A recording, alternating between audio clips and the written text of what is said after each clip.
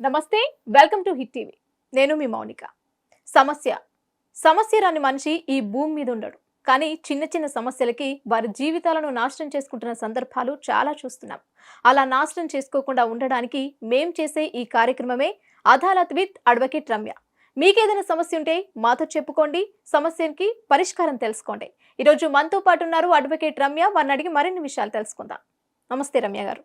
నమస్తే అమ్మా. Caller line లో ఉన్నారు, ఒకసారి మాట్లాడి వాళ్ళ సమస్య ఏంటో తెలుసుకుందాం. అలాగే. హలో, హలో, నమస్తే అండి. నమస్తే అండి. ఎక్కడి నుంచి మాట్లాడుతున్నారు? మీ పేరేంటండి? నా పేరు రమేష్ అండి, తిరువూరు నుంచి మాట్లాడుతున్నాను. ఓకే, మేడం గారు ఉన్నారు, ఒకసారి మీ ప్రాబ్లం ఏంటో చెప్పండి. రమేష్ గారు రమ్య చెప్పండి. మేడం, నమస్తే మేడం. యాక్చువల్లీ మీ కాల్ కోసం ఎప్పటి నుంచో వెయిట్ చేస్తూ ఉన్నాను. Okay, thank you sir. మీతో మాట్లాడాలి, నా సమస్య మీతో చెప్పుకోవాలి, మీరైతేనే సాల్వ్ చేయగలరనే నమ్మకం నాకు ఉంది మేడం. అందుకే మీకోసం ట్రై చేస్తున్నాను. Thank you sir, thank you. ఎక్కడి నుంచి మాట్లాడుతున్నారు మీరు? తిరువూరు అండి. తిరువూరు. ఏంటి సార్ మీ ప్రాబ్లం ఏంటి? మేడం, అది నేను ఒక మర్డర్ కేసులో ఇరుక్కున్నాను.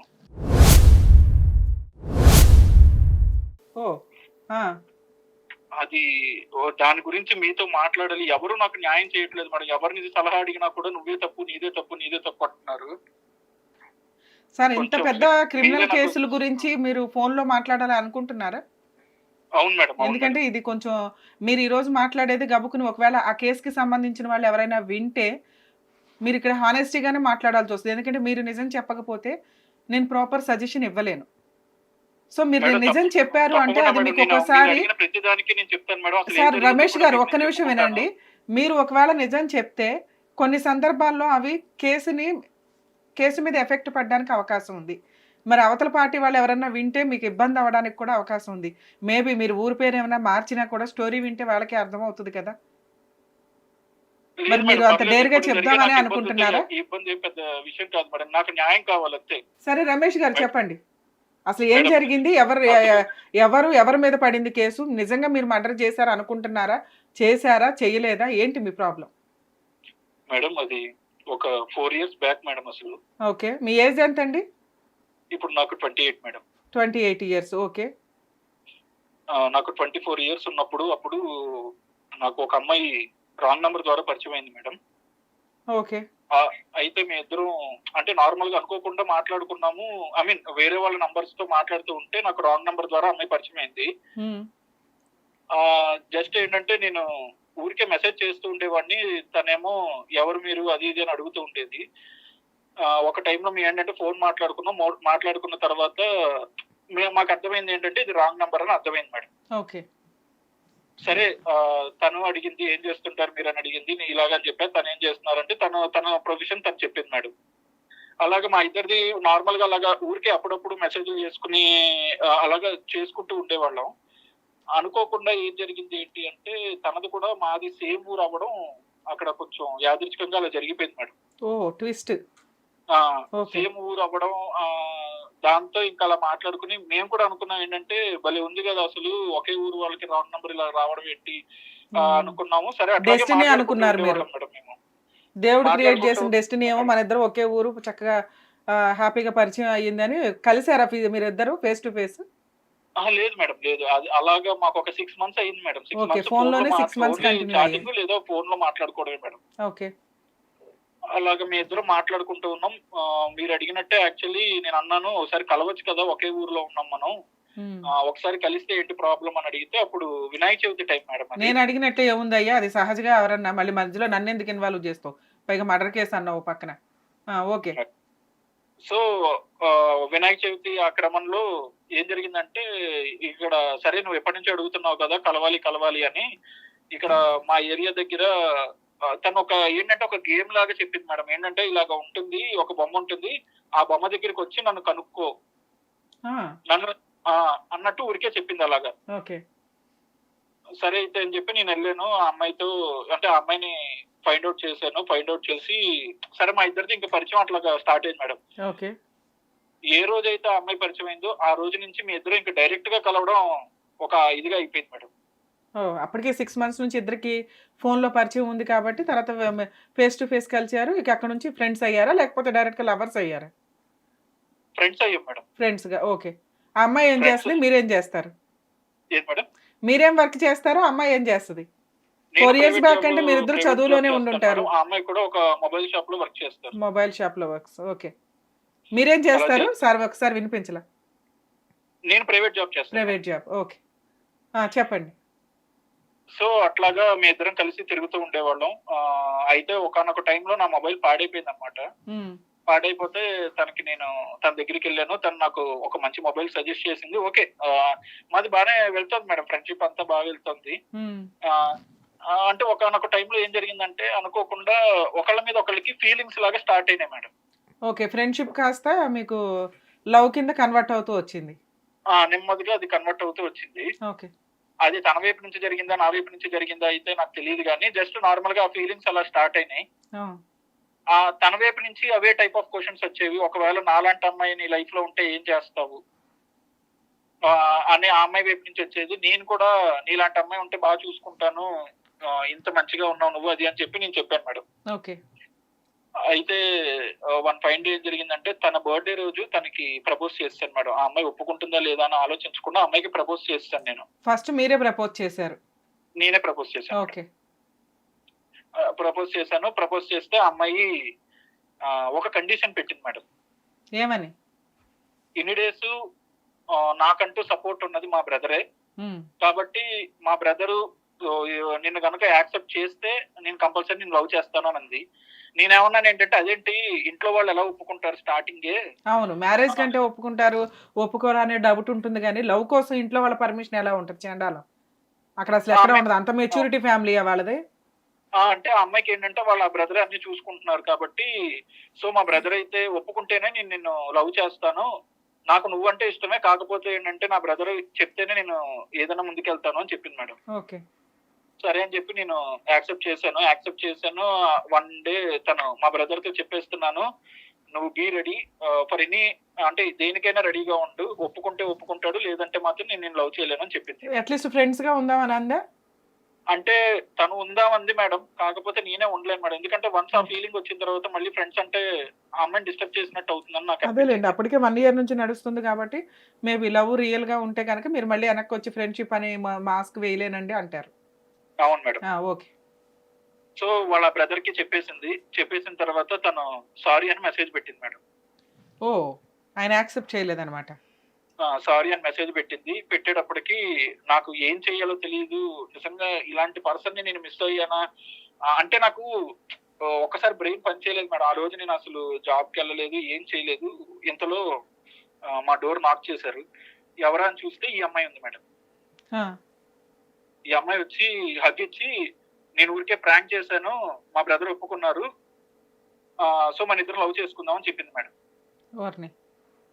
సరే ఇందులో ఇంకా అనేటప్పటికి హ్యాపీ ఫీల్ అవ్వచ్చు తను కదా! అప్పుడే చెప్పింది మేడం. నాకు ట్విస్ట్‌లంటే ఇష్టము, లేదంటే గనక సర్ప్రైజ్‌లంటే ఇష్టము, ప్రాంక్‌లంటే ఇష్టము. సో నన్ను నువ్వు భరించాలని కూడా చెప్పేది. ఓకే. సరే నేను కూడా ఓకే. అంటే ఇట్లాగా మంచి టాకటివ్ పర్సన్స్ ప్లస్ కొంతమంది ఇలాగా ఉంటే కూడా బావుంటుంది గదా! అని అమ్మాయిలకి అలాంటివి ఉంటే క్వాలిటీస్ బావుంటాయి. నాకు నచ్చుతాయి మేడం. అందుకే మీ ఇద్దరు ఒకటయ్యారు. ఓకే. సో ఆ అమ్మాయిని యాక్సెప్ట్ చేశాను. మా ఇద్దరి ఒక టైంలో ఏం జరిగింది ఏంటి అనంటే వాళ్ళ బ్రదర్ అన్నారు, "మీరు బయట గనక ఎక్కువ తిరిగి అది వేరే వాళ్ళు చూస్తే గనక అది చాలా ఇబ్బందవుతుంది. కాబట్టి కొన్ని డేస్ మీ గురించి మీకు తెలియాలి కాబట్టి మీరు ఐదర్ మీ ఇంట్లో అయినా, మా ఇంట్లో అయినా కలిసి ఉండండి గానీ బయట మాత్రం తిరగకండి" అని వాళ్ళ బ్రదర్ చెప్పారు మేడం. ఓహ్! ఈ రోజుల్లో అంతలా సినిమాల్లో స్టోరీలాగా చెప్తున్నారు. వాళ్ళ అవును ఇంటికి మేడం. రమ్మన్నారా మిమ్మల్ని? అంటే కలిసే వాళ్ళ టైం ఏదైతే ఉంటదో అదేదో మా ఇంటికొచ్చే మాట్లాడుకోండి తప్ప బయట తిరగకండి అన్నారు. అవును మేడం. ఎందుకంటే ఓకే. వాళ్ళ అన్నయ్యకి ఆ ఏరియాలో గాని, అక్కడ గాని కొంచెం మంచి పేరుంది. పేరుందా? ఓకే. కొంచెం పొలిటీషియన్స్ వెనకాల, వాళ్ళ వెనకాల తిరుగుతుంటారాయన. ఓకే. సో, అలాగని చెప్పారు. నాకు అంతేలెండి. ఈ సరే రోజుల్లో కామన్‌గా బాయ్స్, మాకిప్పుడు గర్ల్స్ కూడా ఫ్రెండ్సే ఉంటున్నారు కాబట్టి, ఏదన్నా ఉంటే ఇంటికొచ్చి మాట్లాడుకోండి తప్ప బయట తిరగొద్దు. కన్ఫర్మ్ అయ్యేదాకా లేకపోతే ఏదైనా మ్యారేజ్‌లకెళ్ళేదాకా అనేది ఆయన ఉద్దేశం. ఓకే. అవును మేడం. ఓకే. యాక్చువల్లీ ఆయన కూడా ఏం ప్రామిస్ చేశారంటే, మీరిద్దరు కొన్ని రోజులు జర్నీ చేయండి. మీ ఇద్దరికి ఓకే అంటే మీ పేరెంట్స్‌తో నేనే మాట్లాడి ఒప్పించి మీ ఇద్దరికి పెళ్లి చేస్తాను కూడా అతను చెప్పాడు. సూపర్ బానే ఉంది. అలాగా ఓకే మేడం. నేను వాళ్ళ ఇంటికెళ్తుండేవాడిని. సరే మా ఇద్దరం అలా మాట్లాడుకుంటూ ఉండేవాళ్ళం. మా ఇద్దరికి కూడా మంచి స్పేస్ ఇచ్చారండి. ఆయన ఇచ్చారు. మాట్లాడుకుంటూ ఉండేవాళ్ళం అలాగే. ఓకే. అయితే అయితే మేము లవ్‌లోకి వెళ్ళిన తర్వాత ఒక 6 మంత్స్ ఆ టైం తర్వాత నెమ్మదిగా తినలో చేంజ్ రావడం అది నాకు గమనించాను మేడం. అంటే ఏంటంటే ఊరికే కోప్పడిపోవడాలు. ఊరికే ఆ ఫ్రస్ట్రేషన్ ఇది ఏంటంటే నా తప్పు లేకపోయినా నన్ను మాట్లాడాలు. అవి అవి జరుగుతూ ఉండేవి. సరే వాళ్ళ బ్రదర్ మా ఇద్దరిని కూర్చోబెట్టి ఇలా కాదు, కరెక్ట్ కాదు. మీరు ఇప్పుడే కలిసి ఉండలేకపోతే రేపొద్దున మ్యారేజ్ అయిన తర్వాత ఏం కలిసి ఉంటారు. హ్మ్. కాబట్టి మీరు ఇలా ఉండకండి అని చెప్పి మా ఇద్దరిని మళ్ళీ ఒకటే చేసేవాడు మేడం. ఓకే. మీ మధ్య ఏమైనా మిస్‌అండర్‌స్టాండింగ్స్ వస్తే ఆయన కలుపుతూ ఉండేవాళ్ళు. అవును మేడం. ఓకే. అలాగా మా ఇద్దరిని కలుపుతూ ఉండేవాడు.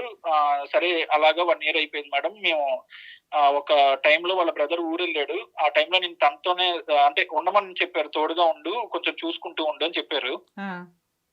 ఆ టైంలో అనుకోకుండా మేము అనుకోవడం అని ఏముందిలేండి మేడం. వాళ్ళ ఒకళ్ళకొకళ్ళు ఇంట్లో ఇష్టం కాబట్టి ఇంకెవరు మేము లేరా? ఫిజికల్‌గా ఇద్దరం కలిసాం. వాళ్ళ ఇంట్లో ఇంకెవరు లేరా? వాళ్ళ ఇంట్లో ఇంకెవరు లేరు మేడం. ఓకే. వాళ్ళిద్దరు బ్రదరు, సిస్టరే ఉంటారు. మీరు ఆయన సపోర్ట్‌గా ఇంట్లో ఉండమంటే మీరు ఆల్రెడీ ఫిజికల్‌గా కమిట్ అయ్యారు ఇద్దరు. ఆ రోజు అంటే మా ఇద్దరికీ ఇష్టం ఉండి ఇప్పుడు ఫోర్స్‌బుల్ అయితే ఏం కాదు మేడం. అదేలేమ్మా. ఇద్దరు ఇష్టంగా ఆ! కలిసారు. ఓకే. మా ఇద్దరికీ ఇష్టమే. అలాగా కలిసాము. ఓకే. అలాగా నెమ్మదిగా అది కలిసిన తర్వాత ఆ అమ్మాయిలో కొంచెం చేంజ్ వచ్చింది మేడం. అంటే ఏంటంటే మరి తనకు నా మీద నమ్మకం వచ్చిందో, లేదంటే ఏంటో తెలీదు గానీ అప్పటి నుంచి మాకు గొడవలు లేవు మేడం. అట్లాగా ఒక 4 మంత్స్ అయింది. 4 మంత్స్ అయిన తర్వాత ఆ అమ్మాయికి ప్రెగ్నెంట్ అని తెలిసింది మేడం. ఆ అమ్మాయి ప్రెగ్నెంట్ అని తెలిసింది. తెలిసేటప్పటికి నాకు ఫస్ట్ ఆఫ్ ఆల్ కాళ్ళు, చేతులు అసలు ఆడలేదు. ఏం చేయాలో తెలీదు. ఏంటో నా వల్ల అసలు అర్థం కావట్లేదు మేడం. ఓకే. అలాగా అప్పుడు ఏం జరిగిందంటే మేడం అది నేను చెప్పుకోలేకపోతున్నానసలు.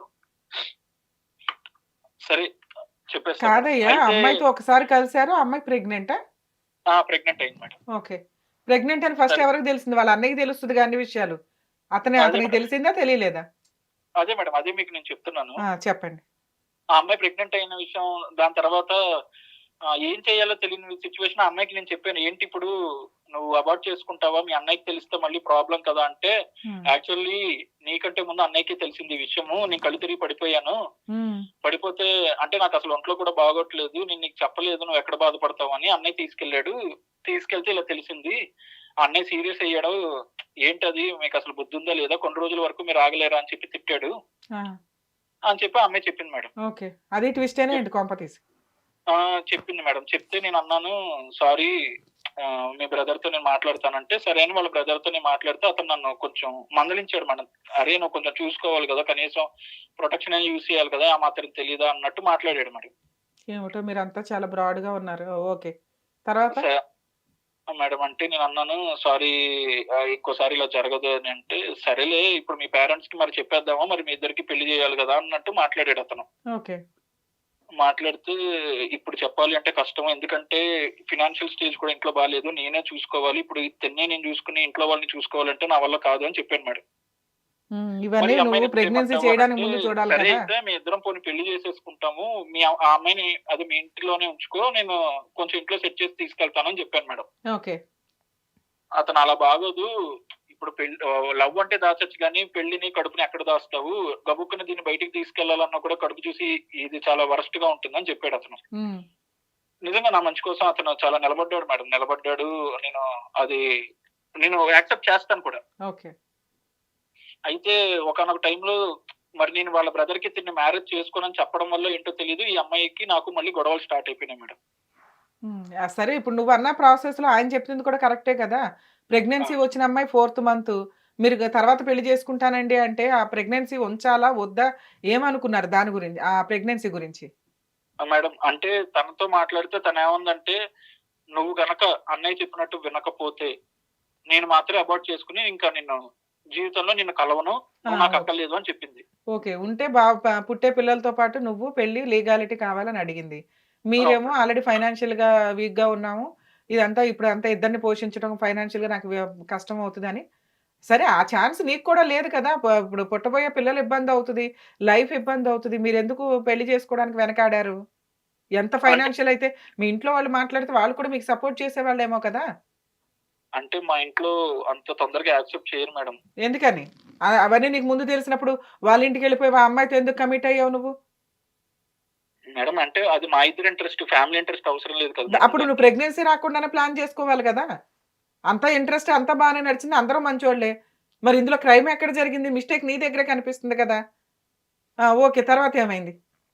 మేడం అయితే సరే ఇంకా తను అలా అనేటప్పటికి నేను వాళ్ళ బ్రదర్ కి చెప్పి కొన్ని డేస్ మీ ఇంట్లో ఉంటాను, తను నేనే చూసుకుంటానని చెప్తే తను యాక్సెప్ట్ చేశాడు మేడం. మళ్ళీ ఆ ప్రెగ్నెన్సీ ఇంట్లో ఉంచాలో లేదో ఇంట్లో ఇంకా వాళ్ళకి క్లారిటీ చెప్పాను నేను. రాలా. ఈలోపు అమ్మాయితో బతిమలాడుకుంటాను ఇంట్లో ఉండి అని ఇంట్లో ఉన్నావు. అంతే మేడం. ఓకే. ఇంతలో అతనికి అంటే ఏంటంటే కొంచెం వర్క్ పని మీద వేరే ఊరు వెళ్ళాడు, హైదరాబాద్ వెళ్ళాడు అతను. ఉమ్, హైదరాబాద్ వెళ్ళేటప్పటికి సరే అని చెప్పి మీ ఇద్దరు మాట్లాడుకుంటున్నాం. అమ్మాయికి కొంచెం గొడవ, అంటే నాతో గొడవ పెట్టుకోవడం, నువ్వు పెళ్లి చేసుకుంటావా లేదా అనడం. మా అన్నయ్య వచ్చే లోపల నువ్వు ఏదో ఒక డెసిషన్ చెప్పాలి, లేకపోతే ఇంకా బాగోదు అని చెప్పి నన్ను అడుగుతూ ఉండేది ఆ అమ్మాయి. అదే ఆవిడ కంగారు ఆవిడకుంది. ఓకే. అంటే నేనేమో కొంచెం కన్విన్స్ చేసుకుంటూ వచ్చేవాడిని మేడం. ఈ క్రమంలో ఏంటంటే ఆ అమ్మాయికి నాకు గొడవ అవ్వడం వల్ల ఆ అమ్మాయి తన ఫ్రెండ్ ఎవరో ఒక అబ్బాయి ఉన్నాడు. ఉమ్, ఆ అబ్బాయితో చాట్ చేస్తూ ఉండేది. అతనికి ఈ విషయాలన్నీ చెప్తూ ఉండేది. ఓహో, నువ్వు ఆ కాకుండా ఆవిడకి ఇంకొక క్లోజ్ ఫ్రెండ్ ఒకళ్ళు ఉన్నారు. ఒకడున్నాడు. ఉమ్. చెప్తూ అతను ఎలా చెప్తూ పరిచయం? ఉండేది. ఈ కాలేజీలో అమ్మాయి పరిచయమా? ఇలా ఆయన కూడా జరిగింది ఆన్లైన్ పరిచయమేనా? అది అని మాట్లాడుతూ ఉండేది. సరే అని చెప్పి రమేష్ గారు, నేనేం రమేష్ గారు రమేష్ గారు అతను ఎలా పరిచయం ఆవిడకి? ఆ కాలేజీ ఫ్రెండా లేకపోతే ఆవిడకి ఆన్లైన్ పరిచయమా లేకపోతే షాప్ లో పరిచయమా? స్కూల్ ఫ్రెండ్ అని చెప్పారు మేడం. స్కూల్ ఫ్రెండ్ అందా? ఓకే. స్కూల్ ఫ్రెండ్ అన్నారు. ఒక 2-3 టైమ్స్ నేను కూడా కలిసాను. ఉహుం, ఓకే. ఒక 2-3 టైమ్స్ నేను కలిసాను. బట్ సరే ఓకే, ఫ్రెండ్ అంటే ఇప్పుడు నాకు ఫ్రెండ్స్ ఉంటారు కదా మేడం. అందుకని దాన్ని అంత పెద్దదిగా నేను తీసుకోలేదు. ఉమ్, అయితే అదే టైంలో అతనితో మాట్లాడుతూ ఉండేది. అంటే లైక్ అతనితో నాకు అంత కన్ఫర్మ్ గా తెలిసేది కాదు. ఉమ్, అయితే ఒకానొక టైంలో ఏం జరిగిందంటే తను చాట్ చేసేసి పక్కన పెట్టేసి వెళ్ళిపోయినప్పుడు ఇది అసలు ఎవరితో చాట్ చేస్తుంది ఏంటి అని చెప్పి నేను వెళ్ళి తన మొబైల్ చెక్ చేశాను మేడం. ఓకే. ఇది తప్ప రైటా అనేది నాకు తెలియదు. బట్ ఆ టైంలో మైండ్ పనిచేయలేదు మేడం. నాకు అసలు ముందు ఎందుకు బయట వాళ్ళకి చెప్తోందా లేదంటే ఏంటి నన్ను వదిలేయడానికి చూస్తోందా అనే ఒక భయం అయితే నాకు కొంచెం క్రియేట్ అయింది. ఓకే. సరే అని చూస్తే దాంట్లో ఒక మెసేజ్ నన్ను చాలా అంటే చాలా బాధ పెట్టింది మేడం. ఏమని ఉంది మెసేజ్? ఆ మెసేజ్ ఏంటంటే, ఇప్పుడు మన బిడ్డకి తండ్రి వాడని ఎలా ఒప్పించాలి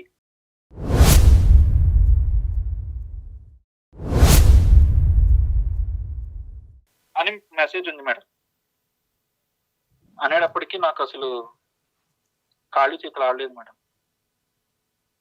అప్పటిదాకా మాకే షాకింగ్ గా నా ఉంది బిడ్డ నువ్వు చెప్తున్న మాట. నాకు అది వాళ్ళ అన్నయ్యకి తెలియదా ఇంత భాగవతం? అదే మేడం. అంటే వాళ్ళ బ్రదర్ కి తెలియదనే నేను అనుకుంటున్నాను. ఓకే. అయితే నేను ఆ మెసేజ్ చూసాను మేడం. నా వల్ల కాలేకపోయింది. అంటే ఆ టైంలో ఎలా ఉంటుంది ఏంటంటే మీకు కూడా తెలుస్తుంది కదా ఆ సిచ్యువేషన్ ఎలా ఉంటుందనేది మీరు కూడా ఒక్కసారి ఆలోచించండి. అరే ఇన్ని రోజులు నా బిడ్డ మేబీ ఓకే గొడవలైనా ఏదైనా పెళ్లి చేసుకుంటే అది నా బిడ్డే కదా బయటకు వస్తుంది కదా అని నేను వెయిట్ చేస్తూ ఉన్నాను. ఇంతలో తన బిడ్డ అని ఎలా ఒప్పించాలి మనం అనే మెసేజ్ చూసేటప్పటికి నాకు నా చేతులు కాళ్ళు ఆగక అతని నంబర్ తీసుకున్నాను మేడం నేను. ఆ నంబర్ తీసుకుని నేను వాడిని ఎలాగైనా కడిగేయాలి, వాళ్ళు ఏదంటే వాడిని ఏదో ఒకటి చెయ్యాలి. అంటే నాకు అసలు అతను భూమి మీద ఉండడం ఇష్టం లేదు. ఓకే. వాళ్ళ ఫ్రెండ్ భూమి మీద ఉండడం ఇష్టం లేక నాకు ఆ నంబర్ తీసుకుని నా దాంట్లో టైప్ చేశాను మేడం. టైప్ చేస్తే ఆ నంబర్ వాళ్ళ బ్రదర్ది. ఏంటయ్యా నువ్వు చెప్తున్న ట్విస్ట్లు? నాకు అసలు మీరు వింటుంటేనే మీకు ఇలా ఉందనిపిస్తే మరి ఆ సిచ్యువేషన్ ఒక్కసారి మీరు ఊహించుకోండి మేడం. ఆ నంబరు వాళ్ళ ఫ్రెండ్ నాకు ఎవరైతే పరిచయం చేసిందో ఆ ఫ్రెండ్ పేరుతో వాళ్ళ బ్రదర్ నంబర్ పెట్టుకుంది మేడం. నాకు అసలు ఎలా అంటే ఒక ఒక టైప్ ఆఫ్ కోపం పిచ్చి వాళ్ళ జస్ట్ ఆ నంబర్ పెట్టి నేను రింగ్ కొట్టగానే వాళ్ళ బ్రదర్ నేమ్ వచ్చింది మేడం నా ఫోన్ లో. నాకు అసలు అర్థం కాలే ఏం చేస్తున్నాం అసలు ఏంటిది అని. ఇంక ఇమీడియట్ గా నాకు తెలిసిన విషయం అమ్మాయికి తెలిసిపోయింది మేడం. ఎట్లా తెలిసింది అమ్మాయికి? అంటే ఆ అమ్మాయి నేనే అడిగేశాను మేడం. కోపంలో అడిగేసావు? ఓకే. అడిగేశాను. సరే, ఇంతకీ వాళ్ళిద్దరు సొంత తండ్రి ఎవడు నిజంగా చెప్పు. సొంత బ్రదరేనా అతను? అతను సొంత బ్రదర్? అన్నయ్యతో ఈ బిడ్డకి వాడిని ఎలా ఒప్పించాలని మీ అన్నయ్యని ఎలా అడుగుతావు? ఇదే క్వశ్చన్ నేను ఆ అమ్మాయిని అడిగాను మేడం. అతను సొంత బ్రదరా లేకపోతే కజిన్ బ్రదరా? Cousin brother madam. Okay. Cousin brother అతను. నాకు అసలు ఏం చెయ్యాలో ఏంటో ఏమీ అర్థం కాలేదు మేడం. అదేంటి ఇన్ని రోజులు అతను నాకు చెప్పిన జాగ్రత్తలు అతని కోసం చెప్పుకున్నాడా? అంతేలాగా ఉంది. నా కోసం చెప్పాడు అనుకున్నాను. కానీ అతని కోసం చెప్పుకున్నాడు ఈ జాగ్రత్తలు అనిపించింది మేడం. ఆ అమ్మాయిని అడిగేసేటప్పటికి నెక్స్ట్ డే మార్నింగ్ వాళ్ళ బ్రదర్ వచ్చేసాడు. ఉమ్, వాళ్ళ బ్రదర్ వచ్చేసి నన్ను కూర్చోపెట్టి, "నువ్వు అనుకుంటున్నది రాంగ్. తనకి సరిగ్గా ఏం మాట్లాడాలో తెలియక అలా మాట్లాడుంటుంది. అయినా అసలు నీకు బుద్ధి లేదా? అన్నా చెల్లెలకి సంబంధం ఉంటుందంటే ఎలా నమ్ముతావు నువ్వు?" ఆ మెసేజ్ ఆయన ఫోన్ నుంచి వచ్చిన మెసేజే కదా, అవును మేడం. దానికేం చెప్తాడు అతను? అతను ఏమంటున్నాడు ఏంటి అని అంటే, తిని పంపించింది మేడం యాక్చువల్లీ మెసేజ్. వారిని. తిని పంపించింది. అతన్ని అటువైపు నుంచి రాలేదు, ఇటువైపు నుంచి వెళ్ళింది. ఆ, ఈ అమ్మాయి ఆల్రెడీ ఇట్లాంటివి ఫ్రాంకులు చేస్తూ ఉంటది కదా, అట్లా చేసి పడేసిందే. దీనికి సర్ప్రైజ్లు ఇష్టం అది అంటే అదే నేను ఏదో సర్ప్రైజ్. అనుకున్నా కానీ నాకే సర్ప్రైజ్, ఇంత పెద్ద సర్ప్రైజ్ ఇస్తుందని నేను అనుకోలేదు మేడం. ఓకే. సరే నాకు ఏం చేయాలో అర్థం కాలేదు. ఈ టైంలో అతను అన్నాడు, "నాకు కొంచెం టైం దీన్ని సెట్ చేస్తాను" అని వాళ్ళ బ్రదర్ చెప్పాడు. ఉమ్, నేను నువ్వే ఎఫ్ఐఆర్ పెట్టుకుని చెప్తోంది అసలు మీ సిస్టర్ అని చెప్పడానికి కూడా నాకు సిగ్గేస్తోంది అసలు. ఉమ్, ఆ అమ్మాయితో నువ్వే ఎఫ్ఐఆర్ పెట్టుకుని మళ్ళీ నువ్వు నాకు సెట్ చేసేది ఏంటంటే, "లేదు నేను సెట్ చేస్తాను, నువ్వు వెయిట్ చేయి వెయిట్ చేయి వెయిట్ చేయి వెయిట్ చేయి" అని చెప్పుకుంటూ వచ్చారు మేడం నాకు. ఉమ్, అయితే ఒకరోజు నాకు నా బర్త్డే వచ్చింది మేడం. ఉమ్, నా బర్త్డే వచ్చింది. అతను ఫోన్ చేసి, "ఇగో ఇవన్నీ ఏం చేయాలి, ఎలా చేయాలి అవన్నీ నాకు తెలుసు. ఇవన్నీ పక్కన పెట్టేసి అయితే ఆ అమ్మాయి నీతో వస్తుంది, లేదంటే కనుక నీకు ఏ ప్రాబ్లం లేకుండా దీన్ని సాల్వ్ చేసే బాధ్యత నాది" అంటే ఏదో పిచ్చోడ్లాగా ఒక అబ్బాయి చెప్తున్నాడు, పిచ్చోడ్లాగా నమ్మేశాను మేడం నేను. ఓకే. వెళ్ళేటప్పటికి కేక్ అరేంజ్మెంట్స్ అన్ని జరిగాయి. అంతా అంటే ఆ అమ్మాయి లోపల ఉంది. ఎందుకు అంటే, అదే ఆ అమ్మాయి ఇట్లాగా బాధపడుతుంది, సో అండ్ సో అది అని అతను చెప్పాడు. ఉమ్, అని అంటే, "సరే పిలువు, ఇంకా నేను మాట్లాడతాను, దీన్ని ఏదో ఒకటి మనం ఫినిష్ చేయాలి ఈ రోజు. నా బర్త్డే కంటే ముందు దీన్ని ఇది చేయాలంటే నీ బర్త్డేకి నేను గిఫ్ట్ ఇస్తాను కదా" అన్నాడు. ఓకే. అన్నాడు కదా అని చెప్పి సరే అని చెప్పి నేను నమ్మాను మేడం. ఓపెన్ గా చెప్తున్నాను కదా మేడం. దీన్ని మీరు అడగచ్చు, "అరే పిచ్చోడా ఇంత జరుగుతున్నాను, వాళ్ళ ఇంటికి మళ్ళీ బర్త్డేకి ఎందుకు వెళ్ళామని" మీరు అడగచ్చు. ఇప్పుడు మీ రియల్ గా మాకు అర్థం కాలే, ఆవిడ నిజంగా ప్రాంక్ చేసి మిమ్మల్ని ఏదో సర్ప్రైజ్ చేద్దాం అనుకొని చేసిందా, లేకపోతే రియల్ గా వాళ్ళిద్దరి మధ్య సంబంధం ఉందా? వాళ్ళిద్దరి మధ్య రియల్ గా సంబంధం ఉంది మేడం. ఉంది. ఓకే. మళ్ళీ మిమ్మల్ని మధ్యలో మ్యానిపులేట్ చేశారు. చేశారు మేడం. ఓకే. సో ఎట్లా అయినా మిమ్మల్ని ఒప్పించడానికి ట్రై చేశారు. నువ్వు ఒప్పుకుంటే అమ్మాయికి ఇచ్చి పెళ్లి చేస్తాను, లేకపోతే ఏం చేయాలో అది చూస్తాను అని చెప్పాడు అతను. అవును మేడం. ఓకే. సరే అని చెప్పి వాళ్ళ ఇంటికి వెళ్ళాను మేడం. వాళ్ళ ఇంటికి వెళ్ళాను. నా కోసం కేక్ అవన్నీ రెడీ చేశారు. సరే ఆ అమ్మాయి కూడా రెడీ వచ్చేస్తుంది, మనసేం బాగాలేదు, స్లోగా ఇది అవుతుంది. సరే ఈ లోపల అన్నీ మాట్లాడుతూ ఉన్నారు. మాట్లాడుతూ సరేలే, నాకు ఆయన మాటల్లో కొంచెం నమ్మకం వచ్చింది ఏంటంటే, ఈ ప్రాబ్లం సాల్వ్ అవ్వబోతోంది అన్నట్టు నాకు అనిపించింది మేడం. ఎందుకంటే పొలిటికల్ గా కూడా పవర్ ఉంది కాబట్టి. ఓకే. అవ్వబోతోంది. బట్ అతన్ని చూస్తేనే చిరాకు వచ్చేస్తుంది. అంటే ఒక అన్న ఇలా చేసాడేంటి అనే చిరాకు కూడా ఉంది మేడం. సరే సరే చాక్ తెచ్చుకో, ఈ లోపల అది వచ్చేస్తుంది, కేక్ కట్ చేద్దు అని అంటే, నాకు అసలు కట్ చేయాలని లేదంటే, "సరే ఇవన్నీ వదిలే, రేపు పొద్దున ప్రాబ్లం సాల్వ్ అయిపోతే ఇవన్నీ మాట్లాడతావా ఏంటి" అన్నాడు. సరే అని అదే ఇదిలో నేను వెళ్ళి చాక్ తీసుకొచ్చాను మేడం. ఓకే. ఆ అమ్మాయి కూడా ఈ లోపల వచ్చింది, బయటకు వచ్చింది ఆ అమ్మాయి కూడా. ఆ అమ్మాయి కూడా వచ్చింది. సరే అని చెప్పి నేను కట్ చేద్దాం అనుకున్నాను. ఈ లోపల డోర్ నాక్ అయింది మేడం. డోర్ నాక్ అయింది. ఈ అమ్మాయి కింద పడిపోయింది. ఏమైందా అని చెప్పి నేను ఓపెన్ చేస్తే బయట పోలీసులు ఉన్నారు. ఈ అమ్మాయికి అప్పటికే చేయి కట్ చేసేసుకుని ఉంది. ఆ నైఫ్ మీద నా వేలు ముద్రలు ఉన్నాయి. ఓహో, ఆవిడే చేయి కట్ చేసుకుంది. అవును మేడం.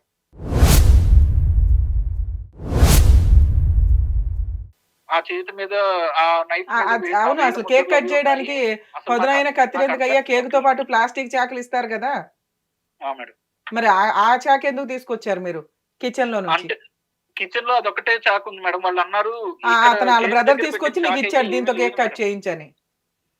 కేక్ దగ్గర చాక్ అసలు ప్లాన్ తీసేశారో మరి వాళ్ళు ఎంత చేసుకున్నారు. ప్లాన్ జరిగినట్టే అనిపిస్తుంది కదా మేడం. అదేలేమ్మా. అతను ముందే చెప్పాడు, ఒకవేళ చేసుకుంటా నువ్వు పెళ్లి చేసుకుంటావు, లేదంటే ఏం చెయ్యాలో నాకు తెలుసు అనే డైలాగ్ నాకు అక్కడ ఇలా పనికొస్తుందని తెలియలేదు మేడం. ప్రాబ్లం సాల్వ్ చేస్తానన్నాడు, ఈ రకంగా సాల్వ్ చేశాడా? అసలు అదే మేడం నాకు అర్థం సరే, నిన్ను కావట్లేదు. అంత ఇరికించాల్సిన అవసరం ఏంటి వాళ్ళకి? ఏముంది మీ వెనకాల? బ్యాక్గ్రౌండ్ లేదు, ఫైనాన్షియల్ గా లేదు. అంటే నన్ను భయపెట్టడానికి చేసే ప్రయత్నం లాగా ఉంది మేడం ఇది. మీకు ఇంకొంచెం ముందు మీకు ఇంకొకటి చెప్తాను మేడం.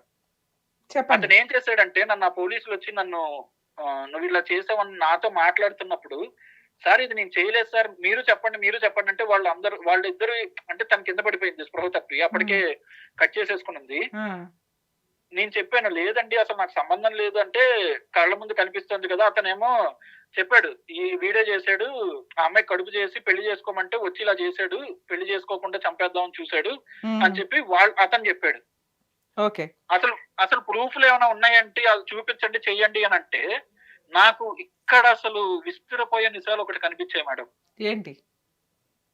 ఆ అమ్మాయి నేను ఒక ప్రైవేట్‌గా ఉన్నప్పుడు, ఆ అమ్మాయి యాక్చువల్లీ న్యూడ్‌గా ఉన్నప్పుడు ఇతను ఏం చేసాడంటంటే, నా ఫోన్‌లోంచి ఆ అమ్మాయికి ఫోటోలు తీసి, ఆ ఫోటోలు కూడా ఎలా తీసాడు? ఆ అమ్మాయి భయపడుతున్నట్టు ఆ అమ్మాయి నుంచి ఫోటోలు తీసాడు. అప్పుడు నేను వాష్‌రూమ్‌లో ఉన్నాను యాక్చువల్లీ. ఓకే. ఓకే. ఆ ఫోటోలు నా ఫోన్‌లోంచి తీసి హ్మ్. అవి ప్రూఫ్‌లుగా చూపించాడు. ఈ అమ్మాయిని ఇలాగ న్యూడ్‌గా ఉండి అందరి దగ్గరికి అదే నేను చెప్పింది అడిగింది చేయకపోతే గనుక ఈ ఫోటోలందరిని అందరికి పంపిస్తానని బెదిరిస్తున్నాడు. ఆ ఫోటోలో చూడండి ఆ అమ్మాయి భయపడుతూ ఉంది. ఓకే. హ్మ్. నాకు అర్థం కాలేదు మేడం అసలు. హ్మ్. అసలు ఏంటిది? ఏం జరుగుతోంది? నిజంగా నేను ప్రేమించిన అమ్మాయేనా తిను? మాకు సపోర్ట్ చేసిన బ్రదరేనా ఇతను? నన్నెందుకు ఇంత ట్రాప్ చేయాలి? ఏంటి? అది అనుకున్నప్పుడు తర్వాత కొన్ని రోజులకి దేవుడి దయ వల్ల అంటే అది ఏం జరిగిందో ఏంటో తెలీదు గాని మేడం. నన్ను అరెస్ట్ చేయకుండా అయితే కొంచెం మా పేరెంట్స్ వరకు ఈ విషయం వెళ్ళింది. ఆ! మా పేరెంట్స్ ఆ అమ్మాయి వాళ్ళ కాళ్ళ మీద పడి మా అబ్బాయి చేసాడో లేదో ఇవన్నీ మాకు తెలీదు. పోలీసుల వరకెళ్తే వాళ్ళ నాన్న బతకడు అది అని చెప్తే, వాళ్ళు సరే కొన్ని రోజులు కేస్ వరకు లేకుండా కొంచెం వాళ్ళు ఆపారు మేడం. ఓకే. ఆపారు. కానీ ఇది వాళ్ళు కోర్ట్‌లో వేశారు మేడం. ప్రైవేట్ కంప్లెయింట్ ఫైల్ చేశారు వాళ్ళు. ఫైల్ చేశారు మేడం. ఓకే అమ్మా. హ్మ్. ఇట్లాగా ఇతను ఈ అమ్మాయిని మొలాస్ట్ చేసాడు. అట్ ఎ అదే. టైమ్ ఇగోండి ఇలాగ ఫోటోలు తీసి బెదిరిస్తున్నాడు. హ్మ్. సివియర్ టైమ్స్ ఈ అమ్మాయిని సెవెరల్ టైమ్స్ ఇలాగ రేప్ చేయడానికి చేస్తూ ఉన్నాడు నేను లేని టైంలో. ఓకే. ఇప్పుడు మీరు సో, మీకే ఇప్పుడు మీ ఆ మీద అమ్మాయిని చంపడానికి కూడా ప్రయత్నించాడని చెప్పి, ఆ అమ్మాయి కట్ చేసుకున్న దాన్ని కూడా చూపించి, యాక్చువల్ ఆ నైఫ్ మీద నా వేలి ముద్రలు ఉండేలాగా ప్లాన్ చేశారు మేడం. అదేలేమ్మా అర్థమైంది.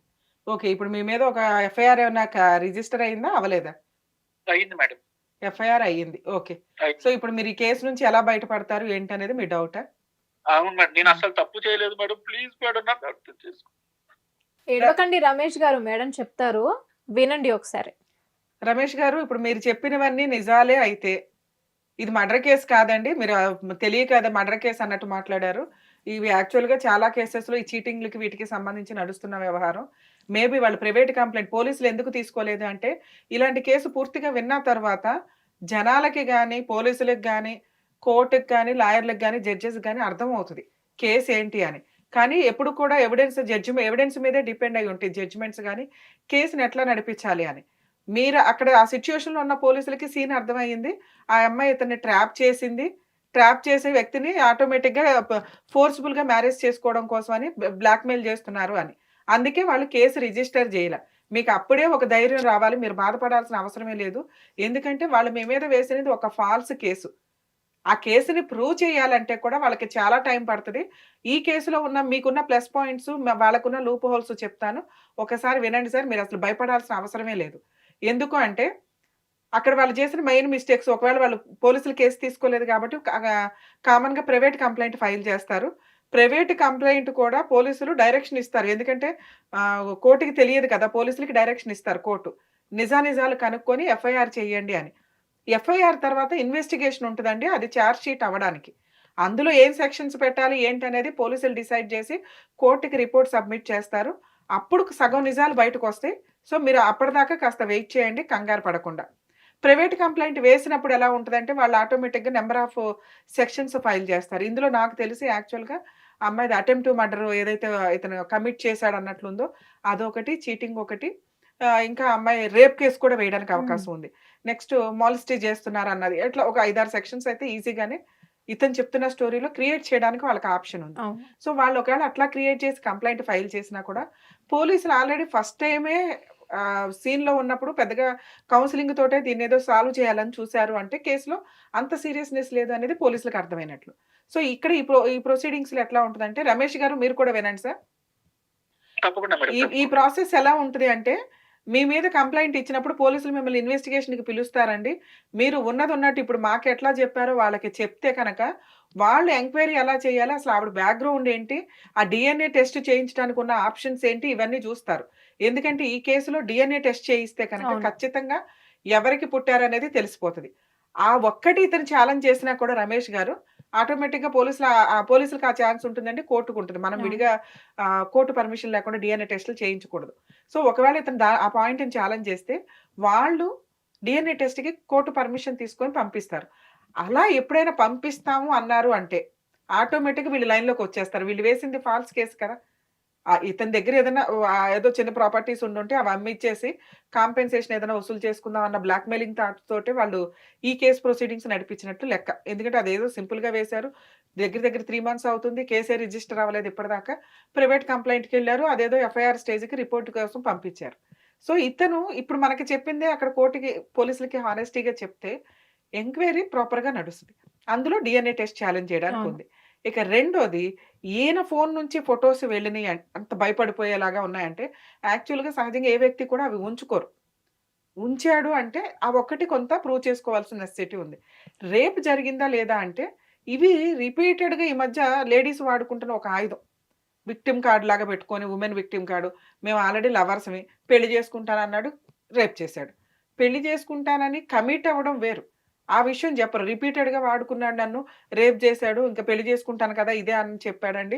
ఇప్పుడు అని రేప్ కేస్ వేస్తున్న సందర్భం ఎక్కువుంది. మేబీ ఈ కేసులో అది ఎంతవరకు ఎంటర్‌టైన్ అవుతదని పోలీసుల ఇన్వెస్టిగేషన్‌లో తెలుస్తది. ఒకవేళ ఇది రేప్ కిందకి ఆ అమ్మాయి పెట్టినా కూడా మేబీ రేప్ కింద కన్సిడర్ చేయడానికి ఉండదు. ఎందుకంటే ఇద్దరు మేజర్‌లు ఇద్దరు ఇష్టపూర్వకంగానే కమిట్ అయ్యారు. పెళ్లి చేసుకుంటానన్నాడా లేదా అనే పాయింట్ మీద మిగతాది ఎట్లా చేయాలి ఏంటి అనేది పోలీసులు చూసుకోవడానికి ఉంది. ఇక ఇది అటెంప్ట్ టు మర్డరా? కాదా? ఈ పాయింట్ మాట్లాడుకోవాలి.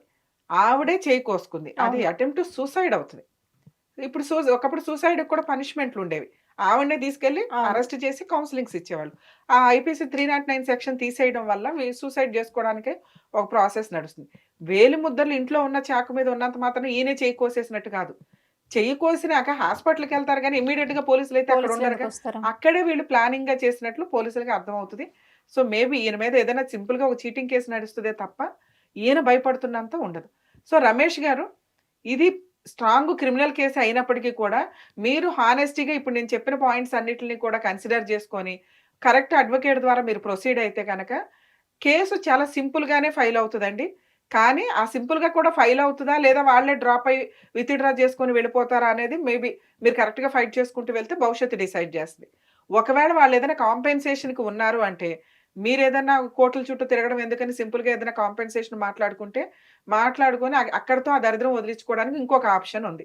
లేదు మేడం నేను న్యాయం కోసం పోరాడతాను అంటే, ఇవన్నీ నిజాలు పోలీసులకి చెప్పి కోర్టులో కూడా మీరు కరెక్ట్‌గా ప్రొసీడింగ్స్ నడిపించుకుంటే గనక 100% మీరు గెలవడానికి ఎక్కువ ఆప్షన్ ఉంది. ఒకవేళ కోర్ట్‌లో కూడా రమేష్ గారు మీరు పెద్ద లాయర్‌లని పెట్టుకొని నేను ఫైట్ చేయలేనండి అంటే గనక, మీరు కోర్ట్‌కి వెళ్ళినప్పుడు గాని లేకపోతే పోలీస్ స్టేషన్‌కైతే మీకు అడ్వకేట్ అవసరం అంత ఉండదు. మేబీ ఎందుకంటే మీ కేస్ చాలా వీక్‌గా కనిపిస్తుంది నాకు ఉన్నంతలో. మీరు అంత ఏదో భయపడి అంతా చెప్తున్నారు గానీ అంత లేదు. పోలీసులు ఎప్పుడైతే కేస్ తీసుకోమన్నారో అవి చాలా వీక్ కేసెస్ కిందే లెక్క. సో, కోర్ట్ ప్రొసీడింగ్స్‌కొచ్చినప్పుడు మీరు గవర్నమెంట్ లాయర్‌ని పెట్టమని అడిగే రైట్స్ కూడా మీకుంటాయి. ఎందుకంటే మీరు ఫైనాన్షియల్‌గా క్రిమినల్ కేస్‌లో అడ్వకేట్స్‌ని మెయింటైన్ చేయలేము. మాకంత ఫైనాన్షియల్‌గా లేదండి అని మీకు అనిపిస్తే. ఏమైనా డౌట్స్ ఉన్నాయా సార్? హ్మ్. మేడం యాక్చువల్లీ ఒక చిన్న డౌట్ ఉంది మేడం. చెప్పండి సార్. మేడం యాక్చువల్లీ ఏంటంటే వాళ్ళేమంటున్నారు ఏంటంటే, మేమే విత్‌డ్రా చేసుకుంటాం కేసు. కాకపోతే ఒక కండిషన్‌కి ఒప్పుకోవాలి అని సూపర్. అడుగుతున్నారు. ఏంటి ఆ కండిషను? ఆ అబ్బాయి ఉంటాడు. నేను ఉండాలంట మేడం. ఎందుకు అసలు నువ్వెందుకు ఇంత మధ్యలో? ఆళ్ళకో కుటుంబం, ఒక వ్యవహారం నడుస్తుంది గదా! రిలేషన్ పరంగా చట్టం యాక్సెప్ట్ చేయని రిలేషన్‌లో వాళ్ళిద్దరూ ఉన్నారు కాబట్టి మిమ్మల్ని అడ్డు పెట్టుకొని వాళ్ళు ఫిజికల్ రిలేషన్ కంటిన్యూ జేయడానికా?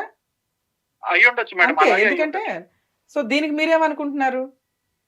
నేనేమన్నానంటే, సరే పోనీ ఓ పని చేయండి. మీరే కలిసుండండి. నేనైతే ఉండను. నేనెళ్ళిపోతాను అంటే అవన్నీ కుదరదంటున్నారు. ఏం పర్లేదండి. ఇప్పుడు నేను చెప్పినట్టుగా ఫైట్ చేయండి. మీరొక్క డీఎన్ఏ టెస్ట్‌కి మీరు ఛాలెంజ్ చేసినా చాలు ఆ కేస్ ఆటోమేటిక్‌గా డిస్మిస్ అవుతది. అసలు ఎంటర్‌టైన్ చేయడానికి ఉండదు. ఎందుకంటే చార్జ్ షీట్ ఫైల్ చేయరు పోలీసులు. ఆటోమేటిక్‌గా కేస్ కోర్ట్‌లోనే డిస్మిస్ అవ్వడానికి ఉంది. ఇక్కడ మీకు క్లారిటీ అర్థమవుతుందా? మాక్సిమం ఇట్లాంటి కేసెస్‌లో ఇప్పుడు ఈయన చెప్పిన టాపిక్‌లో ఎట్లా ఉంటదంటే అండి, కొన్ని రిలేషన్స్ లీగాలిటీ యాక్సెప్ట్ చేయదు. ఓకే. ఈ రిలేషన్ వ్యక్తులు మ్యారేజ్ చేసుకోకూడదు. అంటే అన్న చెల్లెళ్ళు గాని ఆ రిలేషన్ వస్తున్న వ్యవహారాలు ఏవైతే ఉంటాయో అంటే తండ్రికి సంబంధించి ఆహ్, పిల్లలు ఇట్లా కొన్ని రిలేషన్స్ ఉన్నాయి. మనకు తెలుస్తూ ఉంటది ఎప్పుడు కూడా. ఈ రిలేషన్స్‌ని కోర్టు యాక్సెప్టే చేయదు. లీగాలిటీ ఉండదు దానికి. ఇప్పుడు మైనర్ మ్యారేజ్‌లు చేసుకుంటే ఎవరన్నా కంప్లెయింట్ ఇస్తే ఎట్లా క్యాన్సిల్ అది. ఇలాంటి పెళ్ళిళ్ళు చేసుకుందాం అనే వాళ్ళకి లీగాలిటీ ఇవ్వకుండా ఇమ్మీడియేట్‌గా ఎవరైనా తెలిసిన వ్యక్తులు రెస్పాండ్ అయినప్పుడు ఖచ్చితంగా దానికి లీగాలిటీ లేకుండా చేస్తారు. సో, ఒకవేళ ఆళ్ళిద్దరికి ఏదైనా అన్యాయం జరిగినా కోర్ట్‌కి వెళ్ళినా ఎటువంటి రిలీఫ్‌లు ఉండవు. కోర్టు యాక్సెప్ట్ చేయని రక్త సంబంధీకుల మధ్య వివాహాలు చెల్లవు. ఇది అలాంటిదే. ఎందుకంటే అతను ఆల్రెడీ కజిన్ బ్రదర్ అవుతున్నాడు అవును. ఓన్గా. సో వీళ్ళిద్దరి గురించి బయట సొసైటీకి ఇంకా తెలీదు, రిలేటివ్స్‌కి తెలీదు. ఆ అమ్మాయి ఇక్కడ ఆల్రెడీ ఏదో షెల్టర్ తీసుకొని అతని దగ్గర ఏదో జాబ్ పర్పస్ మీద కొంతకాలం నుంచి ఉంటుంది. ఈలోపు ఇతను ఆన్‌లైన్‌లో పరిచయం అయ్యాడు. వీళ్ళ మధ్య రిలేషన్ నడుస్తుంది. వాళ్ళ మధ్య రిలేషన్ మెయిన్‌గా ఆల్రెడీ ఉంది. అవును. వీళ్ళిద్దరూ సొసైటీ కోసం పెళ్లి చేసుకోవాలి అని ఈయన వాడుకుంటున్నారు వాళ్ళు. వాళ్ళిద్దరికీ ఫిజికల్ రిలేషన్ కంటిన్యూ అవ్వాలనేది వాళ్ళ ప్లాన్. సో అది సొసైటీ యాక్సెప్ట్ చేయదు, లీగాలిటీ యాక్సెప్ట్ చేయదు కాబట్టి ఈయన్ని ఒక పెపెట్ లాగా వాడుకోవాలన్న ఉద్దేశంతోటి వాళ్ళు బిహేవ్ చేస్తున్న విధానం. ఇతను ఆల్రెడీ ఆ ఊబిలో నుంచి బయటపడటమే చాలా బెస్ట్ ఆప్షన్. ఎందుకంటే కేసు కోసం భయపడి ఆ అమ్మాయిని పెళ్లి చేసుకుంటే కనుక జీవితకాలం నరకం అనిపించాలి. అవును. ఇదే కేసు ఫైట్ చేస్తే ఇలాంటి తప్పు చేసిన వాళ్ళకి చెప్పు తీసుకొట్టినట్టు ఉంటుంది. అవును. రమేష్ గారు మీరు లీగల్‌గానే ప్రొసీడ్ అవ్వండి.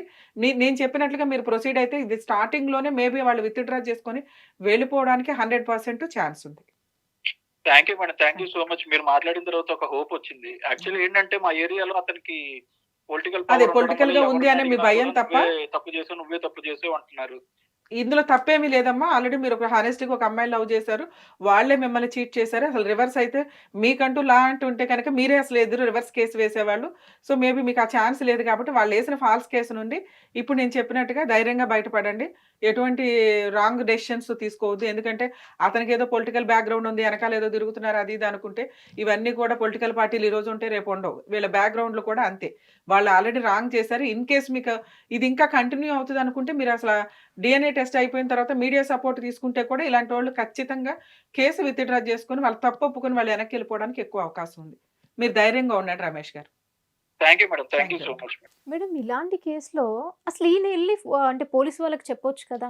అంటే ఇలా చేస్తున్నారు అలా ఏంటి చెప్పారు అని. కాబట్టి ఆయన మీద కేసు రిజిస్టర్ అవ్వలేదండి. హ్మ్. యాక్చువల్‌గా నిజంగా క్రైమ్ అయితే పోలీసులకి ఇవన్నీ కూడా తెలిసిపోతాయి ఓకే. వెంటనే. వాళ్ళు అవును. ఆటోమేటిక్‌గా కేసు రిజిస్టర్ చేసేవాళ్ళు. వాళ్ళకి సీన్ అర్థమైంది ఇతన్ని బ్లాక్‌మెయిల్ చేస్తున్నారు వాళ్ళని.